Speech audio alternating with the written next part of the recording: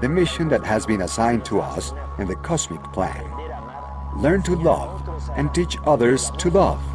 Love in its supreme exaltation, in its essence.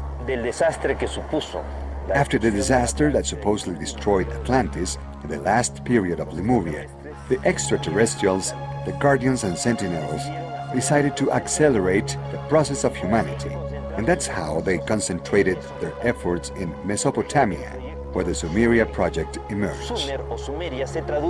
Sumer, or Sumeria, translates the country of spaceships, and it is there where the first pyramids, the ziggurats, are constructed. They were not astronomical observation towers or temples. They were towers of ascent and descent for spaceships, just like today we have been able to interpret from the clay tablets written in ideographic symbols and cuneiform that have survived to our days. In the Sumerian era, small city-states emerged where the extraterrestrials decided to work with large collectives of people, giving them instruction and knowledge, but discouraging dependency. The Sumerian civilization achieved a great level of development, and the Sumerians themselves elected the Patesios, the Elsios as representatives of the people to maintain fluent communication with the An, the goddesses of the sky, who would visit from time to time. During each of their visits, a fluid exchange of information and knowledge took place. During each of their visits, a fluid exchange of information and knowledge took place. Back then, the planetary quarantine imposed by the Guardians and Sentinels was not that rigid, allowing not only Ans, the gods of the sky, to arrive here with good intentions to further the cosmic plan, but also the Anunnaki, the sons of the prince, reptile-looking beings connected to Satan and its satanic forces, who from time to time would act in our world in a very negative fashion, trying to conduce the Sumerians to fight against each other. Great wars were incited, and they encouraged very violent developments of peoples like the Sacarios, who ended up exterminating and destroying the Sumerians. The Sumerian project, working on a wide collective group of people, failed, because finally, at the end, dependencies had been created anyway. They were paying too much attention to the return of the Ans. The extraterrestrials, the Guardians and the Sentinels, and the planetary instructors decided therefore to work with an elite group of individuals. They chose for this the Egyptian priestess, heirs of the knowledge of Atlantis, survivors of the Atlantia, who came to Egypt with extraterrestrial knowledge because there were extraterrestrial colonies in Egypt. Survivors of Sumeria settled there, so all that sum of knowledge and information was going to emerge as the great nation of Egypt. When still the rest of humanity was in the Neolithic age, the great Egyptian civilization appears. The great achievements of a civilization never occur at the beginning or the end, but at the height and splendor of development. The greatest development, extension and expansion of Egypt was between the 18th, 19th, and 20th dynasty of the new empire. Nevertheless, in that era, there isn't anything similar to the pyramids, which are of the 3rd and 4th dynasty, especially the pyramids of Cheops, Khephren, and Cerinos, the most famous, which date from the 4th dynasty. For these to be from the old empire, the most ancient Egyptian period, is impossible. This demonstrates that there is a connection with these beings from the sky and with the remaining Atlantis. The Egyptian priestess, after receiving this superior knowledge, were supposed to retransmit it to the people, sharing it in a way that was comprehensible, in a way it could be understood. Nevertheless, with time, the priestess, instead of sharing it with others, kept it for themselves, for self-education, and when initiating others, they didn't share all they knew, maybe because they considered that the others weren't worthy, or because they didn't want them to replace them in their work.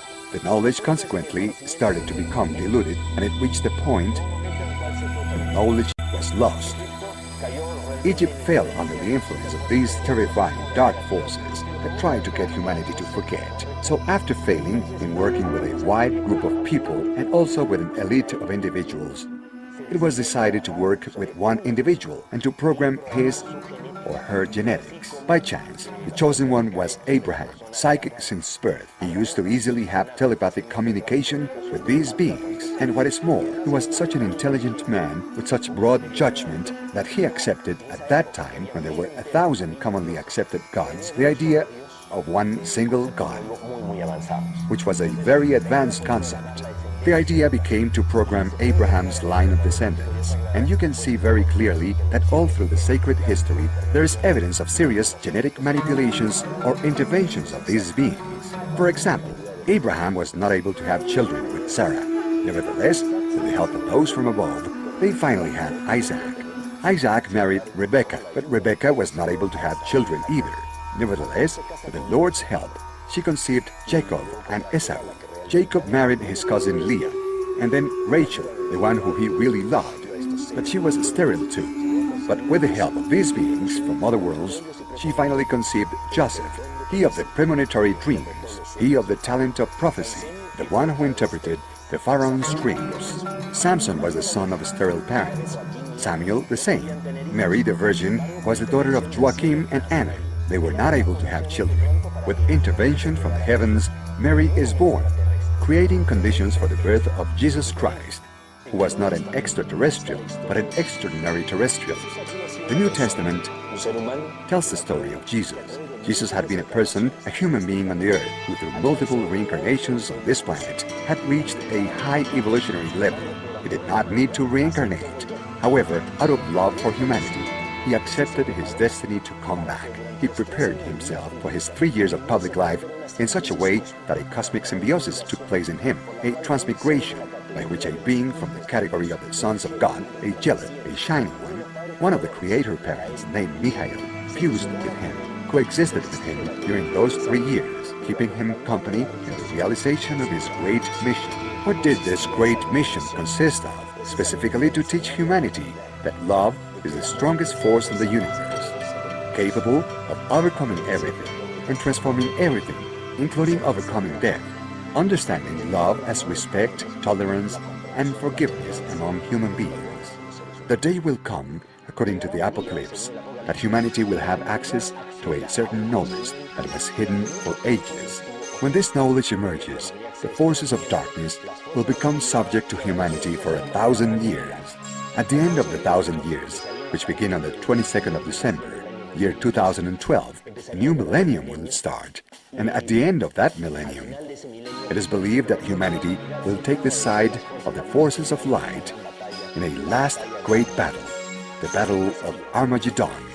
But what would happen if at the moment humanity finds out that we have been victims of a cosmic conspiracy in which extraterrestrials and ultra-terrestrial forces, our creator parents, and even our older siblings have conspired against humanity? What would happen if in that moment, instead of humanity struggling against the darkness, in a supreme act of love we say, "Father, forgive them, for they were mistaken"?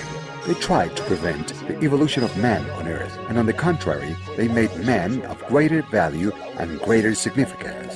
Such was the pressure on the coal, meaning humanity, that the quality of the diamond is excellent. In this moment of forgiveness, a cosmic redemption of the Earth will be sealed. What is expected to happen in the following years? Humanity will access knowledge that was hidden. A wealth of information will come to light. Information that has been hidden by the governments and by religions. The enlightenment will be so profound that many people won't be able to resist it. Among the things that humanity is going to discover is that we are in an alternative time, paradoxical, that we are not in real time, and that we are getting closer to a reconnection, a synchronization of times. In the months and years following December 22nd, year 2012, we are going to see a speeding up of psychic potential in dreams and consciousness. Great transformations in the planet will take place at the ecological and climatic levels, including natural catastrophes of tremendous impact. Why? Because the Earth is getting closer to a great planetary labor. The Maya civilization wisely anticipated this. They considered that starting in the year 2003, each year symbolically will be like a month of pregnancy, leading to a great planetary birth.